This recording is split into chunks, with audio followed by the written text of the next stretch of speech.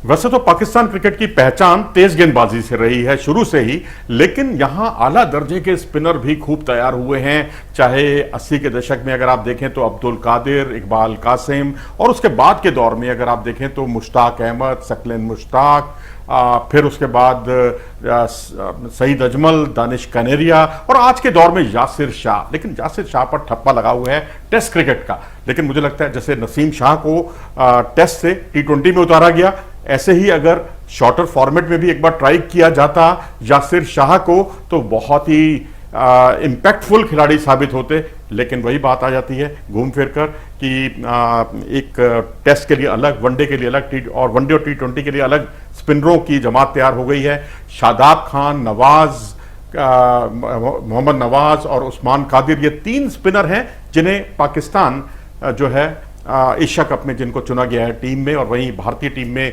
4 spinner हैं, यजुवेंद्र चहल हैं, रवि बिश्नोई हैं, रविचंद्रन अश्विन हैं और रविंद्र जडेजा हैं। तो जाहिर सी बात है बात शुरुआत हम करते हैं लेग स्पिनर्स पर, लेग स्पिनर्स से, क्योंकि शादाब खान है एक लेग स्पिनर और उस्मान कादिर भी लेग स्पिनर हैं और इधर चहल और रवि बिश्नोई भी लेग स्पिनर हैं। जाहिर सी बात है कि T20 क्रिकेट में लेग स्पिनर्स का महत्व बहुत अधिक है और ये इस बात से जाहिर भी हो गया है कि दोनों टीमों ने अगर कोई एक से ज्यादा स्पिनर एक ही शैली का कोई रखा है तो लेग स्पिनर रखा है। और लेग स्पिनर वैसे भी दोनों तरफ गेंद को स्पिन कराते हैं, ऑफ स्पिनर आमतौर पर एक ही तरफ को स्पिन कराता है। और अब तो दूसरा बिल्कुल गायब ही हो गई है और उस पर बैन भी लग गया है। लेकिन जिस तरह से अब शादाब खान की हम अगर बात करें तो इनकी सबसे गेंदबाजी की विशेषता यह रही है कि रनों पर कंट्रोल लगाते हैं, बहुत रनों पर अंकुश लगाते हैं और कभी कभी दिलेरी का परिचय देते हैं। जैसे अमित मिश्रा भारतीय टीम में कभी हुआ करते थे, बहुत दिलेरी से गेंदबाजी करते थे। और दिलेरी से गेंदबाजी करने का मतलब है फ्लाइट देना। ये कभी कभी फ्लाइट भी देते हैं और फ्लाइट देने के बावजूद रनों पर कंट्रोल लगाते हैं। ये उनके गेंदबाजी की बहुत बड़ी विशेषता है। और इसके अलावा अगर हम देखें तो विकेट के जिसे कहते हैं क्रीज के कोने का इस्तेमाल करते हैं एक एंगल देने के लिए। लेकिन जैसे जैसे खेल आगे बढ़ता है ये विकेट के नजदीक होते चले जाते हैं, अगर आपने इनको गौर से गेंदबाजी करते हुए देखा हो। लेकिन अगर आप देखें तो 26 रन देकर 4 विकेट इस खिलाड़ी ने चटकाए थे पिछले दिनों ऑस्ट्रेलिया के खिलाफ। और वेस्ट इंडीज के खिलाफ इनकी पारी 28 रन की 12 गेंदों पर, बहुत ही नायाब पारी थी, कमाल की पारी थी। बांग्लादेश के खिलाफ 10 गेंदों पर 21 रन बनाते हैं और इंग्लैंड के खिलाफ लीड्स में 22 गेंदों पर 36 रन बनाकर नॉट आउट रहते हैं। तीनों पारियां जो मैंने बताई तीनों में नॉट आउट रहे हैं और बहुत यूटिलिटी के प्लेयर हैं। और गेंदबाजी ही नहीं बल्कि इन्हें आप बॉलिंग ऑलराउंडर कह सकते हैं, क्योंकि बल्लेबाजी में निरंतरता है और लगातार अच्छी बल्लेबाजी करने की इनमें कुव्वत है। मोहम्मद नवाज की बात करते हैं। मोहम्मद नवाज को ज्यादातर विकेट अगर मिले हैं, ये लेफ्ट आर्म स्पिनर हैं और फुलर लेंथ की गेंदबाजी ज्यादा करते हैं। बल्लेबाज को ड्राइव के लिए आमंत्रित करते हैं कि वो आगे खेले, सामने खेले और उस पर वो लपक लिए जाएं लॉन्ग ऑन पर, लॉन्ग ऑफ पर। और ये इनके इस तरह के डिसमिसल काफी अधिक हैं। और अगर हम देखें इन्होंने निकोलस पूरन को आउट किया, हाल में इन्होंने मार्करम का विकेट लिया और जानेमन मलान को भी इन्होंने कुछ ऐसे ही आउट किया था एक फुलर लेंथ गेंद पर। गति परिवर्तन इनकी थोड़ी खूबी है, थोड़ी स्पीड में वेरिएशन लाते हैं काफ़ी। और अगर हम देखें तो वेस्ट इंडीज़ के खिलाफ 3 मैचों में 3 विकेट इनके नाम रहे। T20 क्रिकेट की मैं बात कर रहा हूं। लेकिन बांग्लादेश के खिलाफ 3 मैचों में इन्हें 2 विकेट ही हासिल हो पाए। और साउथ अफ्रीका के खिलाफ तो इनकी बिल्कुल जिसे कहते हैं वो चली नहीं। और केवल इन्होंने अपनी कंट्री में और साउथ अफ्रीका में जाकर 7 मैच खेले, केवल 2 विकेट इनके नाम रहे। लेकिन ये खिलाड़ी बल्लेबाजी निचले क्रम के में अच्छी बल्लेबाजी करना जानता है और एक पावर हिटर के तौर पर उभर कर सामने आए हैं।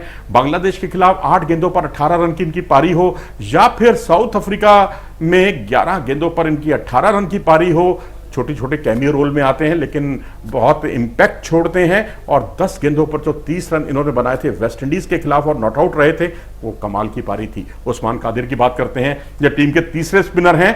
और दुबई में वैसे भी माहौल इस तरह का होता है, सूखी विकेट होगी और भारत ने क्योंकि यहां पर अतिरिक्त तेज गेंदबाज नहीं रखा है, स्पिनर एक्स्ट्रा रखा है, तो कोई संभावना इस बात से खारिज आप नहीं कर सकते कि वो 3 स्पिनरों के साथ भारतीय टीम उतर सकती है। यहां हम बात कर रहे हैं उस्मान कादिर की जो कि लेग स्पिनर हैं और इनके वालिद साहब जो हैं, मैं उनका बहुत बड़ा फ़ैन रहा हूँ, अब्दुल कादिर साहब का। 80 के दशक के बहुत ही बेहतरीन स्पिन गेंदबाज थे और ज़्यादा टर्न है इनके पास, और कई बार ये एक्स्ट्रा टर्न से भी विकेट चटका लेते हैं। जोश इंग्लिश को इन्होंने जो आउट किया था इंग्लैंड के खिलाड़ी को, वो ऐसी ही एक गेंद थी। और उसके अलावा अगर हम देखें, इनका मिडिल स्टंप पर टिप्पा पड़ के गेंद ऑफ की तरफ जाती है, जिससे स्निक लगता है और गेंद बल्ले का बाहरी किनारा लेते हुए विकेट कीपर के हाथों में जाती है। इनके ज्यादातर इंटरनेशनल क्रिकेट के जो डिसमिसेस अगर आप देखेंगे, विकेट कीपर ने या तो स्टंप किया है या विकेट कीपर ने कैच किया है। तो इसका मतलब है कि इनकी गेंद मिडिल से ऑफ की तरफ जाती है, थोड़ी गति परिवर्तन भी करते हैं, तेज गेंद करते हैं, और बीच में जो एक्स्ट्रा टर्न होती है वो भी इनकी खतरनाक होती है। तो भविष्य के एक अच्छे आला दर्जे के स्पिनर के तौर पर तैयार हो सकते हैं, लेकिन इस खिलाड़ी को ज्यादा बल्लेबाजी करने का मौका मिलता नहीं है। एक मैच में जरूर मिला था ऑस्ट्रेलिया के खिलाफ, जहां इन्होंने 6 गेंदों पर 18 रन की पारी खेली थी और आखिरी ओवर में इस खिलाड़ी ने 2 चौके और 1 छक्का लगाया था। तो इसमें संभावनाएं हैं बल्लेबाजी करने की। भारतीय स्पिन बॉलिंग की बात करें, यजुवेंद्र चहल, जो कि आमतौर पर अगर दुनिया की अगर हम लेग स्पिनर्स देखेंगे तो ये अकेले ऐसे लेग स्पिनर होंगे। T20 क्रिकेट की मैं बात कर रहा हूं। वैसे तो यासिर शाह भी आला दर्जे के स्पिनर हैं, लेकिन टेस्ट क्रिकेट का ठप्पा उन पर लगा हुआ है। चहल के साथ ये है कि ये परफेक्ट लेग स्पिन करते हैं, और बीच बीच में ऑफ स्पिन यानी अपनी जो गुगली है इनकी, वो खतरनाक होती हैं। और उसके अलावा अगर हम देखें तो अब ज़्यादा पिटते नहीं है, ज़्यादा महंगे साबित नहीं होते। एक कटक में जो मैच खेला गया था साउथ अफ्रीका के खिलाफ, जिसमें 49 रन इन्होंने खर्च किए थे, उस मैच को अगर आप छोड़ दें तो T20 वर्ल्ड कप के बाद, T20 वर्ल्ड कप में तो इन्हें चुना नहीं गया था, लेकिन उसके बाद से जितने भी मैच हुए हैं, इन्होंने बहुत इकोनॉमिकल इनकी बॉलिंग रही है। और बल्लेबाजी हालांकि नहीं जानते करना, लेकिन एक अच्छे अपने फन के फनकार हैं स्पिन बॉलिंग में, लेग स्पिन बॉलिंग में। रवि बिश्नोई की बात करें, इनमें झलक लगती है। गेंदबाजी में अगर हम देखें तो रवि बिश्नोई बिल्कुल जिसे कहते हैं अफगानिस्तान के जो लेग स्पिनर हैं राशिद खान, उनकी झलक काफ़ी लगती है, क्योंकि ये भी उसी तरह से, उसी अंदाज में ज़्यादातर गुगली कराते हैं, बीच में एक आध लेग स्पिन करा देते हैं। और उनका जो एक्शन अगर आप देखेंगे तो पुराने दिनों में आपको मुश्ताक अहमद की याद ताज़ा करा देगा, जो लेग स्पिनर थे पाकिस्तान के। उनकी बिल्कुल हूबहू कॉपी हैं एक्शन के मामले में रवि बिश्नोई। रविंद्र जडेजा की बात करते हैं, विकेट लेना शायद भूल गए हैं ये, ज़्यादा विकेट इनको अब मिलते नहीं है। वेस्ट इंडीज़ के खिलाफ ज़रूर 2 मैचों में 2 विकेट मिले, इंग्लैंड के खिलाफ दोनों मैचों में ये विकेटलेस रहे, इनको कोई विकेट नहीं मिला। लेकिन अपने बल्लेबाजी से ये इम्पैक्ट छोड़ते हैं। अभी पीछे इन्होंने जो 29 गेंदों पर 46 रन की पारी खेली थी इंग्लैंड के खिलाफ, वो बहुत ही गजब की पारी थी। और 18 गेंदों पर 45 रन इन्होंने बनाए थे एक मौके पर, और 15 गेंदों पर 22 रन इन्होंने बनाए श्रीलंका के खिलाफ। ये श्रीलंका के खिलाफ जो है पिछली 2 पारियों की हम बात कर रहे हैं। तो इम्पैक्टफुल प्लेयर हैं। रन तो खैर बल्लेबाजी में तो ये मानिए कि दोनों टीमों में जितने भी स्पिनर हैं, उनमें सबसे अच्छे बल्लेबाज अगर कोई हैं तो वो रविंद्र जडेजा ही हैं। लेकिन उनकी गेंदें काफ़ी स्किड भी होती हैं। बाकी रहे आर अश्विन, उनकी संभावना मुझे थोड़ी कम लगती है खेलने की, क्योंकि अगर उन पर इतना भरोसा किया गया होता तो T20 वर्ल्ड कप के बाद उन्हें निरंतर मौके दिए जाते। लेकिन इन्हें केवल वेस्ट इंडीज़ के खिलाफ ही 3 मैचों में खेलने का मौका मिला, और उसके अलावा इन्हें एक टीम में रखा ही नहीं गया। तो जाहिर सी बात है, अगर 3 स्पिनर भारत की तरफ से खेलते हैं तो यजुवेंद्र चहल और रवि बिश्नोई और रविंद्र जडेजा हो सकते हैं। और वहीं अगर पाकिस्तान की बात करें तो शादाब खान, नवाज और तीसरे नंबर पर उस्मान कादिर। तीनों की अलग अलग विशेषताएं हैं।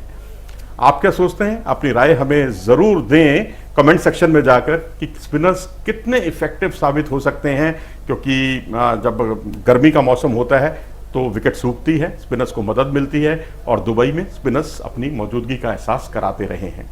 अगर आपको ये वीडियो पसंद आया हो तो इसे लाइक करें और चैनल को सब्सक्राइब भी करें। नमस्कार।